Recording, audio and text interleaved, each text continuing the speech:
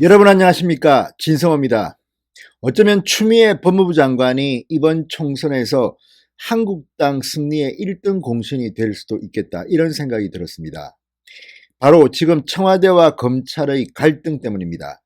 자, 추미애와 윤석열의 싸움일 수도 있고 문재인과 윤석열의 싸움일 수도 있습니다. 고래 싸움에 새우 등 트인다는 말이 있는데, 지금 윤석열 추미애 싸움에 민주당 속이 터집니다. 자, 제가 보수 성향의 기사를 보는 게 아닙니다. 한겨레 기사에 이런 제목의 기사가 실렸습니다. 청, 금 갈등, 총선 악재 될라, 민주당 속앓이. 민주당이 앓고 있다는 겁니다. 속으로 앓고 있습니다. 공개적으로 말은 못하는데 지금 청와대와 검찰이 대판 싸움이 붙었습니다. 바로 최강욱 청와대 공직기강 비서관, 이광철 민정비서관, 검찰 소환에 응하지 않고 있습니다. 그러자 검찰이 최강욱 비서관을 불구속 기소했습니다.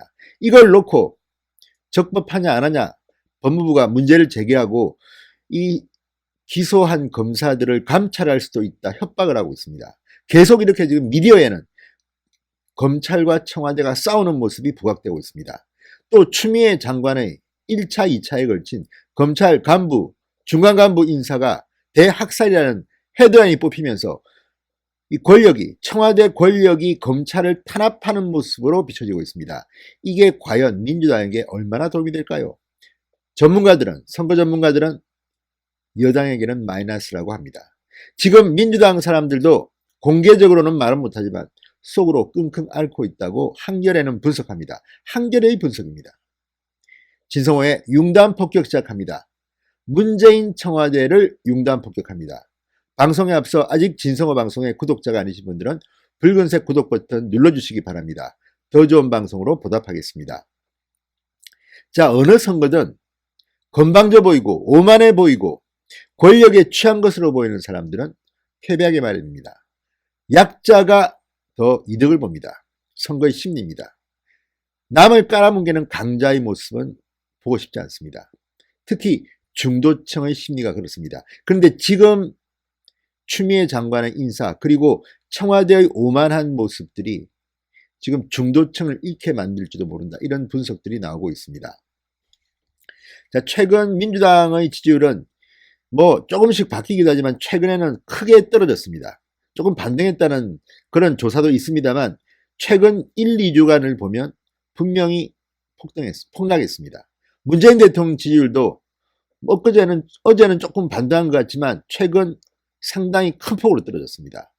이 이유 중에 하나가 바로 추미애 장관의 검찰 학살 인사라는 그런 여론조사 전문가의 분석들이 나오고 있습니다.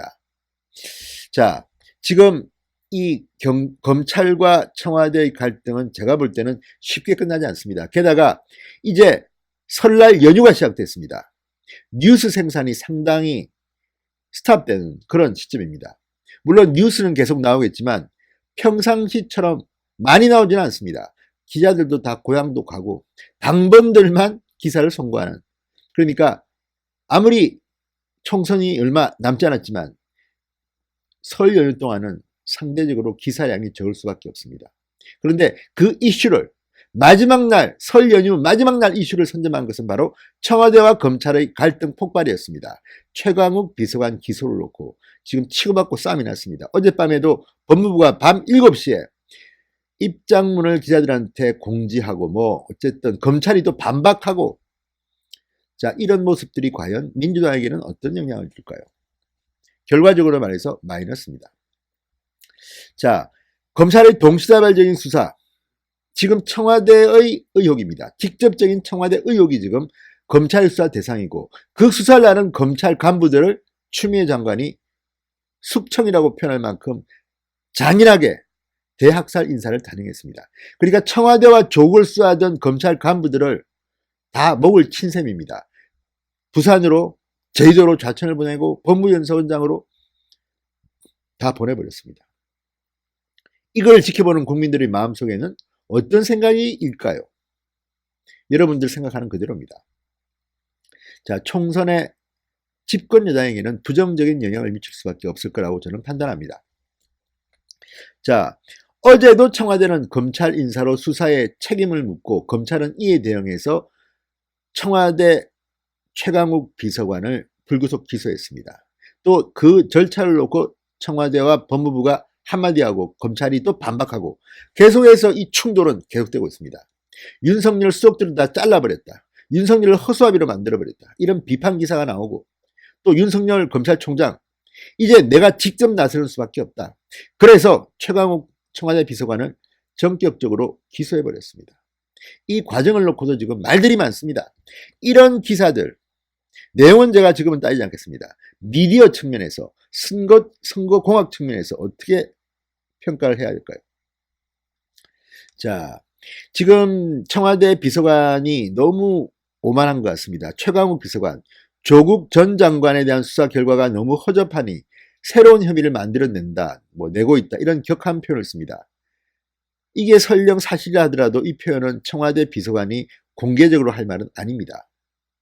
또 이 개인 비리 혐의를 가지고 최강욱 비서관이 청와대가 아니라 민간인 시절 변호사 시절에 했던 범죄 혐의를 두고 청와대의 윤도한 국민소통수석이 직접 나서서 일방적으로 최강욱의 입장만 브리핑하는 것도 국민들에게는 꼴사납게 보입니다.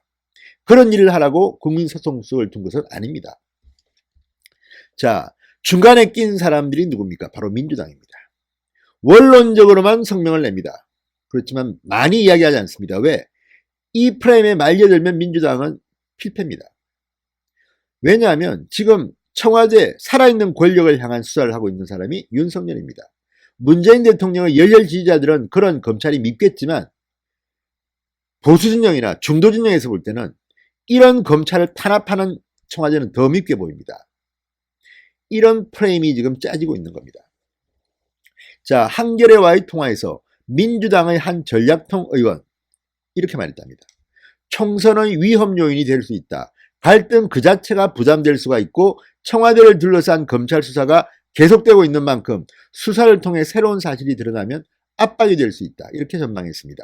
또 다른 여권 관계자도 한겨레와의 통화에서 검찰이 무리한 수사를 하는 게 사실이지만 우리도 여당인데 갈등 관리를 제대로 못하고 있다. 드러나지 않게 갈등을 수습하는 방식으로 가야 하는데 오히려 싸움하는 모양새로 만들고 있다. 이렇게 지적했습니다. 자, 지금 모양은 그렇습니다. 지금 민주당의 총선 공약 이런 것들은 그렇게 부각되지 않습니다. 지금 정치 섹션, 사회 섹션을 장악하고 있는 것은 추미애의 인사, 칼춤, 그 다음 청와대와 검찰의 대결입니다. 이 구도 국민들은 비웃습니다. 아니, 검찰 인사권을 가진 사람이 대통령이고 다 자기들끼리 그 팀인데 왜 지들끼리 싸우냐? 지들끼리 이런 말을 합니다. 그리고 박근혜 정권 인사에 대한 수사를 할 때는 그렇게 박수를 치던 민주당이, 문재인 지지자들이 지금은 살아있는 권력을 수사하니까 갑자기 안면 몰수 태도를 바꿉니다. 지금 추미애 장관이 과거 야당 시절에 썼던 글, 발언들, 조국 전 장관이 SNS에 올린 글들이 다시 소환되면서 이런 이중성을 보았나? 이런 비판들이 막 쏟아지고 있습니다. 분명 민주당에게는 악재입니다. 한국당이 잘만 하면 이번 총선 그냥 뒤집어 버립니다. 그렇다는 뜻입니다. 자, 이 청와대와 검찰의 갈등, 여기에 대해서 전문가들은 어떻게 볼까요? 자, 한겨레와의 인터뷰에서 정한울 한국리서치 여론분석 전문위원은 말합니다. 청와대와 검찰의 갈등 이슈는 정부 여당 입장에서는 마이너스로 보인다.